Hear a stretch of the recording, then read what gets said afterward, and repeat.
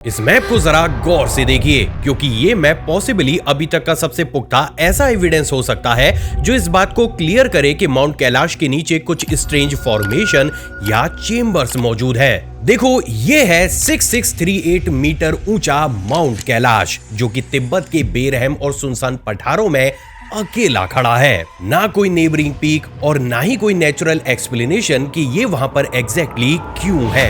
ये बस वहां पर ऐसे मौजूद है कि मानो किसी ने इसे ले जाकर वहां पर रख दिया हो। हिंदुइज्म में इसे भगवान शिव का निवास स्थान माना जाता है, बुद्धिज्म में एनलाइटमेंट का कॉस्मिक सेंटर, जैनिज्म में यूनिवर्स की नेवल और बॉन्ड ट्रेडिशन में, जो कि बुद्धिज्म से भी हजारों साल पुरानी है, उसमें लिटरली इसे यूनिवर्स का एंटीना माना जाता है। यानी कि कुल मिलाकर 4 अलग अलग रीजंस, 4 अलग अलग सेंचुरीज, लेकिन एक ही कंक्लूजन। लेकिन आज बात हम सिर्फ रिलीजन की ही नहीं करेंगे, क्योंकि आज मैं आपको माउंट कैलाश की वो ऑथेंटिक स्टडीज और मिस्ट्रीज दिखाने वाला हूं जिसे अलग अलग समय पर अलग अलग लोगों के द्वारा एड़ी चोटी तक का जोर लगाकर छिपाने का ट्राई किया गया। लेकिन बावजूद इसके भी माउंट कैलाश ने बार बार कुछ ऐसा किया है कि उसने इस मिस्ट्री को जग जाहिर कर दिया। तो हाय गाइस, मैं हूं आकाश और चलिए चैप्टर बाय चैप्टर और एविडेंस बाय एविडेंस सॉल्व करते हैं माउंट कैलाश की इस नई मिस्ट्री को।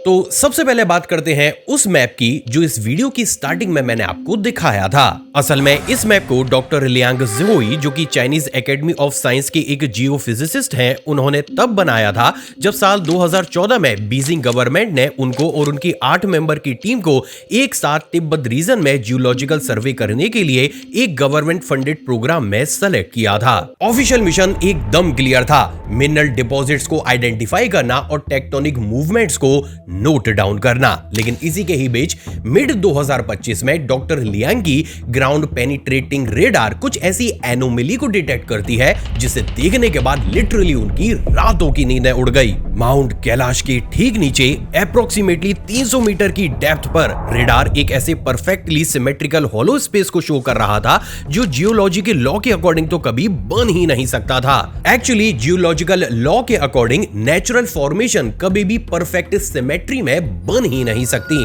और ऐसा इसलिए है क्योंकि उन्हें बनाने वाली फोर्सेस यानी कि टेक्टोनिक प्रेशर, इरोजन, वाटर, ये सब कुछ उन्हें इर्रेगुलर कर देते हैं। अब इसके बाद डॉक्टर लियांग ने अपने डेटा को 6 अलग अलग तरीके से वेरीफाई किया और बार बार सेम रिजल्ट मिलने के बाद उन्होंने उसी काम को किया जो एक ऑनेस्ट साइंटिस्ट करता है, यानी कि अपनी फाइंडिंग्स को डॉक्यूमेंट करना और उसी बेसिस पर एक मैप बनाकर तैयार करना। अब जरा बात इस मैप की जाए तो इसमें एंट्रेंस टनल ऐसे देखने को मिलती है जो नेचुरली रॉकी टेरेन में इतनी परफेक्टली ब्लेंड हो रही है कि वो बाहर से नजर नहीं आती। इसके साथ ही इसमें एक ग्रैंड हॉल है जिसका एस्टिमेटेड डायमीटर 400 मीटर से भी ज्यादा है, लिविंग क्वार्टर्स, स्टोरेज एरियाज और एक सेंट्रल डोम्ड चैम्बर, और सबसे नीचे एक डीप चैम्बर भी है जिसे डॉक्टर लियांग ने अपने नोट्स में स्पेसिफिकली एनर्जी कोर लिखा है। तो अब फाइनली ये सारी चीजें देखने के बाद अब बस ये डिसाइड करना था कि आखिर इतनी ग्राउंड ब्रेकिंग डिस्कवरी को कैसे सेलिब्रेट किया जाए,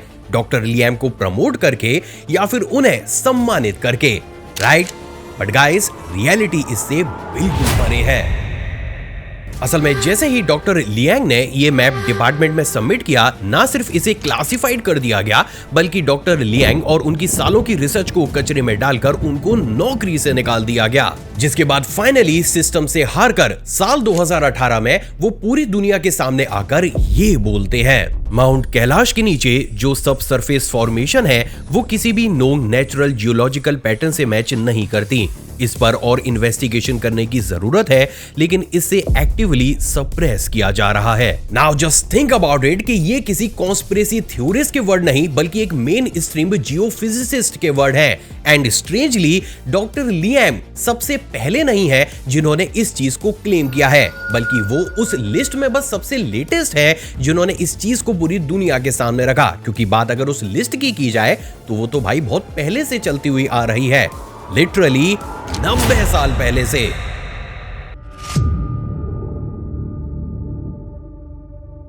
असल में गाइस ये पूरा ही सिनेरियो स्टार्ट होता है साल 1936 से, जब एक फेमस ऑस्ट्रियन माउंटेनियर और रिसर्चर हर्बर्ट टिची माउंट कैलाश के ऊपर अपनी चढ़ाई को शुरू करते हैं। अब आगे बढ़ने से पहले मैं आपको ये बता दूं कि टिची वो शख्स हैं जिन्होंने ना सिर्फ पूरी दुनिया की ऊंची से ऊंची पहाड़ियों को आसानी से चढ़ा था, बल्कि ये दुनिया की 6th हाईएस्ट पीक चो उयू पर भी इतनी आसानी से चढ़ चुके थे कि मानो वो कोई ऊंची चोटी नहीं बल्कि सिर्फ एक छोटा सा रेत का टीला हो।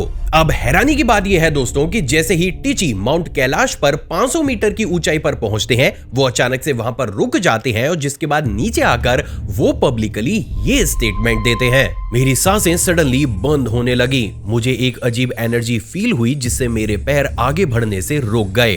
अंदर से एक तेज आवाज बार बार आ रही थी कि वापस जाओ। नाउ जस्ट इमेजिन कि एक बंदा जिसने चो उयू पर बहुत आसानी से चढ़ाई कर ली, वो माउंट कैलाश पर 500 मीटर ऊंचाई पर जाने पर ही ऐसे कैसे डर सकता था। अब देखो, अगर एक इतना सीनियर माउंटेनियर अगर इस चीज को बोल रहा है तो भाई इस चीज में कोई ना कोई सच्चाई तो जरूर होगी। और इसी सच्चाई का पता लगाने के लिए सबसे पहले जर्मनी ने साल 1938 में अपनी एंसेस्ट्रल हेरिटेज टीम को माउंट कैलाश पर भेजा, जिनका प्राइमरी काम माउंट कैलाश पर मौजूद उस एनर्जी को डिटेक्ट करना था और ये पता लगाना था कि आखिर कोई भी इंसान इस पर्वत पर क्यों नहीं चढ़ पाता। इंटरेस्टिंगली अपनी इस रिसर्च के दौरान इस टीम ने यह नोटिस किया कि माउंट कैलाश का इनर कोरा यानी कि इनर 52 किलोमीटर के सर्कुलर पार्ट में कुछ ऐसे रीजन्स भी मौजूद हैं जहां पर सिर्फ 12 से 15 घंटे बिताने पर ही लोगों के बाल और नेल्स रैपिडली बढ़ने लगते हैं। अब देखो, ये इंफॉर्मेशन आपने बहुत से न्यूज आर्टिकल्स या फिर वीडियोस में भी देखी होगी, लेकिन मैं आपको ये बता दूं कि जर्मनी की ये टीम वो सबसे पहली ऐसी टीम थी जिसने अपनी 70 पेजेस की बुक में इस फिनोमेना का जिक्र किया था। और अगर ये आपको साइंस फिक्शनल लग रहा है तो आपको ये सुनने की जरूरत है। असल में साल 2013 में स्कैंडिनेवियन जर्नल ऑफ जियोफिजिक्स की रिसर्च में ये क्लियर हुआ कि कैलाश पर्वत पर कुछ ऐसे रीजंस भी मौजूद हैं जहां पर इलेक्ट्रोमैग्नेटिक रेडिएशन नॉर्मल क्वांटिटी से काफी ज्यादा है। और यही वो कारण है जिसकी वजह से अगर कोई भी इंसान उस इलाके में ज्यादा लंबे समय तक रहता है तो उसकी बॉडी में सेल डिवाइडेशन एक्सिलरेट हो जाता है। रिजल्ट, वो इंसान नॉर्मल लोगों के कंपैरिजन में एजिंग को जल्दी फेस करता है। और यहीं से ही ये मिस्ट्री एक अलग लेवल पर भी जाती है। असल में जर्मनी की इस टीम की उस रिपोर्ट में हमें एक स्ट्रेंज सेक्शन भी पढ़ने को मिलता है, जहां पर जब इस टीम ने लोकली तिब्बती मॉन्क्स से रिपीटेड इंटरव्यू में माउंट कैलाश की मिस्ट्री के बारे में जानने का ट्राई किया तो उनके सामने बार बार एक ही नाम आया और वो था शंभाला। असल में शंभाला हिंदू और तिब्बती बुद्धिज्म ट्रेडिशन में एक हिडन किंगडम है, एक ऐसी सिविलाइजेशन जो इतनी एडवांस है कि आज की टेक्नोलॉजी से उसे डिटेक्ट नहीं किया जा सकता। वो लिटरली एक अलग फ्रीक्वेंसी पर वाइब्रेट करती है।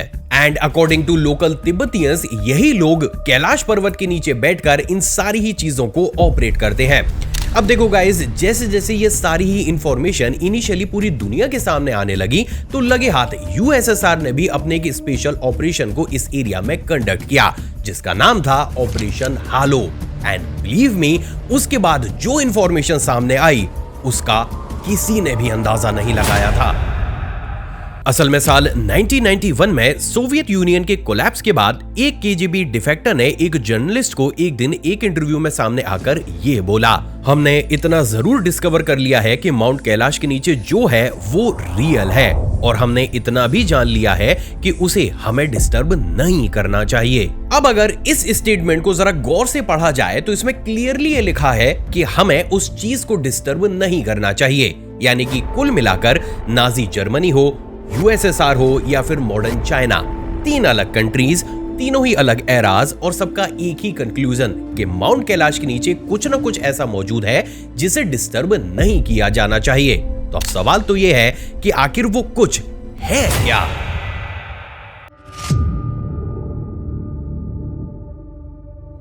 गाइस, अब एक मिनट के लिए साइंस और सारी ही रिपोर्ट्स को साइड में रखकर आप जरा बस माउंट कैलाश की इस शेप को देखिए।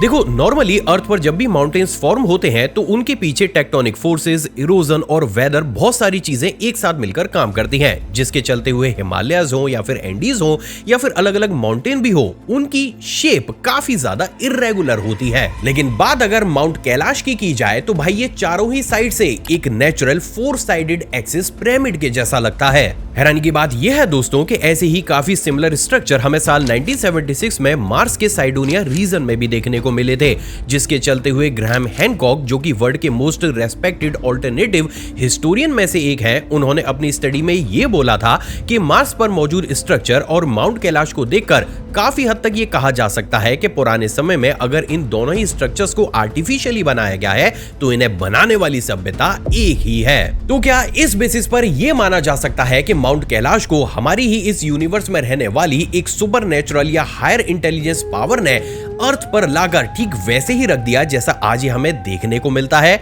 वेल गाइज, अगर कुछ देर के लिए साइंस को हटाकर माउंट कैलाश की हिस्ट्री पर नजर डाला जाए तो ये स्टेटमेंट काफी हद तक सच साबित होता है। देखो, ऋग्वेद में इस पर्वत को मेरू पर्वत कहा जाता है, एक ऐसा पर्वत जो कि यूनिवर्स का एक्सिस है, यानी कि वो पॉइंट जहां पर सारी ही रियलिटीज कन्वर्ज करती हैं और मल्टीपल डायमेंशन ओवरलैप होते हैं। इसके अलावा तिब्बतियन बुद्धिज्म में इसे एक्सिस मुंडी कहा जाता है, जिसका मतलब ये है कि इस पर्वत का निर्माण यूनिवर्स की इमर्स एनर्जी से हुआ है और अगर कोई भी इंसान यहाँ पर मेडिटेशन करता है तो उसका कनेक्शन सीधा यूनिवर्स की अल्टीमेट पावर से जुड़ जाता है। तो इन शॉर्ट सिर्फ साइंस ही नहीं बल्कि हमारे अलग अलग धर्म भी किसी न किसी पॉइंट पर इस पर्वत को काफी ज्यादा स्पेशल और चमत्कारी समझते हुए आए हैं। तो अब सवाल तो ये खड़ा होता है कि भाई फिर आखिर इस पर्वत के नीचे या फिर आसपास ऐसा क्या ही मौजूद है जिसे हम आज तक नहीं समझ पा रहे?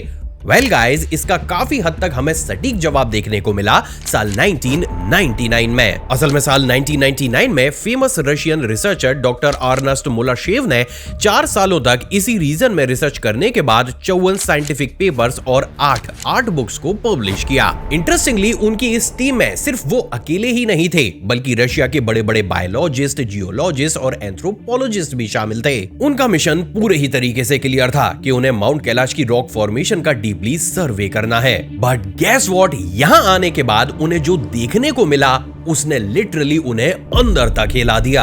असल में डॉक्टर अर्नेस्ट ने यह देखा कि माउंट कैलाश एक नेचुरल माउंटेन से कहीं ज्यादा एक स्टेप पिरामिड के जैसा देखने को मिलता है, जिसके आसपास 100 से भी ज्यादा ऐसे स्मॉलर पिरामिड फॉर्मेशन मौजूद हैं जो एक कंप्लीट कॉम्प्लेक्स बनाते हैं। इंटरेस्टिंगली, ये कॉम्प्लेक्स इतना ज्यादा बड़ा है कि अगर इसे पूरा मैप किया जाए तो ये कंप्लीटली गीजा पिरामिड के कॉम्प्लेक्स के अलाइनमेंट में आता है, लेकिन ये उससे 10 गुना ज्यादा बड़ा है। इसके साथ ही अर्नेस्ट ने ग्राउंड रडार डेटा में ये भी देखा कि कैलाश के नीचे स्पेसिफिक चेंबर्स हैं जो अर्थ की एनर्जी और रेडिएशन मेंटेन करने का शायद काम करते हैं। अब क्या ये स्टेटमेंट आपको सुना सुना लग रहा है? वेल, अगर आप भूल गए हो तो मैं आपको ये बता दूं कि मिड 2025 में भी इजिप्ट के पिरामिड के नीचे कुछ इसी तरीके के चेंबर्स और सिलेंड्रिकल शेप के ऑब्जेक्ट्स होने का दावा किया गया था, जिनका यूज एंशिएंट टाइम में शायद हमारे पूर्वज अर्थ की एनर्जी को मेंटेन करने या फिर उससे किसी दूसरी सभ्यता से कांटेक्ट करने के लिए करते थे। अब यहाँ पर एक और कॉमन चीज जो शायद आपने नोटिस नहीं करी होगी वो ये है दोस्तों कि जब साल 2025 में ये रिपोर्ट पूरी दुनिया के सामने आई थी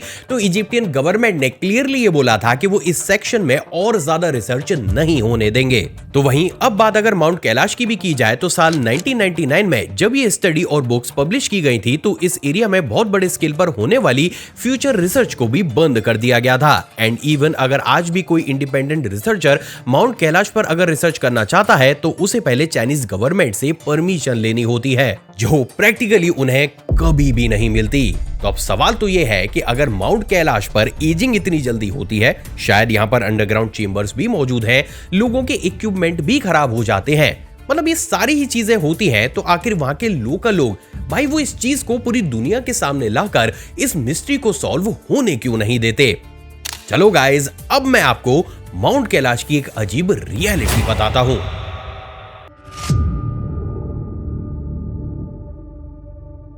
बोन ट्रेडिशन यानी कि तिब्बत की प्री बुद्धिस्ट रिलीजन में हजारों सालों से एक बिलीव है कि आसमान के परे कैलाश के ऊपर दमू आते हैं, यानी कि सिंपल लैंग्वेज में स्काई चैरियट्स। एंड इंटरेस्टिंगली इन मैजिकल प्लेन्स को कोई इंसान नहीं बल्कि हाईली पावर्ड देवता उड़ाते हैं। तो ये तो बात हो गई हजारों सालों के बिलीव की। अब बात करते हैं आज की।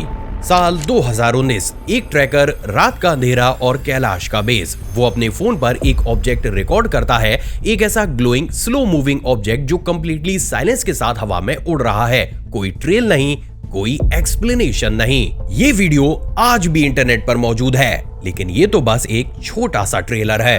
असल में साल 2023 में एक रशियन एस्ट्रोफिजिसिस्ट डॉक्टर एलेक्साई प्रोजोरोव, जो कि तिब्बत में एक इंडिपेंडेंट रिसर्चर है, वो जब एक दिन अपनी एक्सपीडिशन पर थे तब उन्होंने अपने थर्मल इमेजिंग टेलीस्कोप से रात 11:45 पर माउंट कैलाश के ऊपर एक अजीब से ट्रायंगुलर ऑब्जेक्ट को ट्रैक किया, जो अप्रोक्सीमेटली 40 सेकंड तक वहां पर मौजूद रहा और उसके बाद बैंग, वो वहां से गायब हो गया।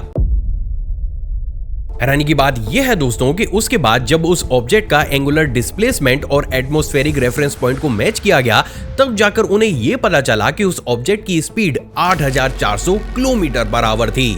अब आपके रेफरेंस के लिए मैं आपको यह बता दूं कि SR-71 ब्लैकबर्ड, जो कि इस पूरी दुनिया का सबसे फास्ट प्लेन है, वो भी इस स्पीड पर और इस एल्टीट्यूड पर भाई इतना फास्ट नहीं उड़ सकता, और पूरे साइलेंस के साथ तो बिल्कुल भी नहीं। डॉक्टर एलेक्साई ने ये डेटा मल्टीपल रिसर्चर्स के साथ शेयर किया और सबका जॉइंट कंक्लूजन ये था that this object does not match any known human made aerial vehicle.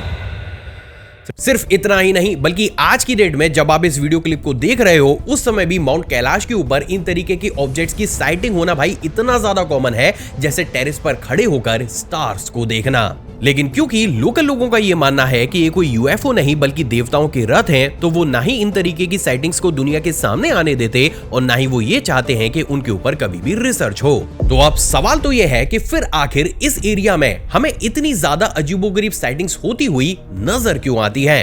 Well guys, शायद इसका जवाब आपको एक चाइनीज सैटेलाइट दे जाए।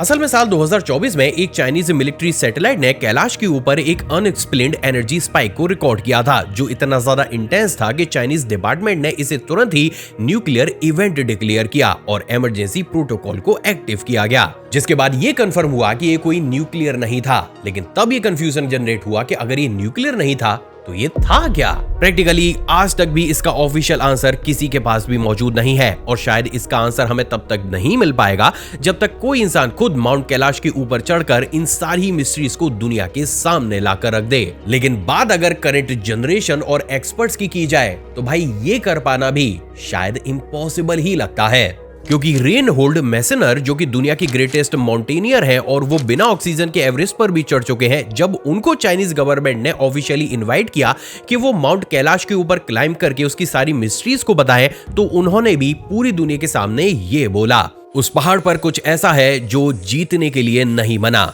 मैंने उसे महसूस किया है और मैं उसके खिलाफ नहीं जाऊंगा। तो देखो गाइज, अब इस पॉइंट पर अगर बिल्कुल स्ट्रेट मैं आपसे ये बात करूं तो क्या ये पॉसिबल हो सकता है कि माउंट कैलाश की उसी एनर्जी की वजह से इन तरीके की साइटिंग्स वहां पर काफी ज्यादा हो?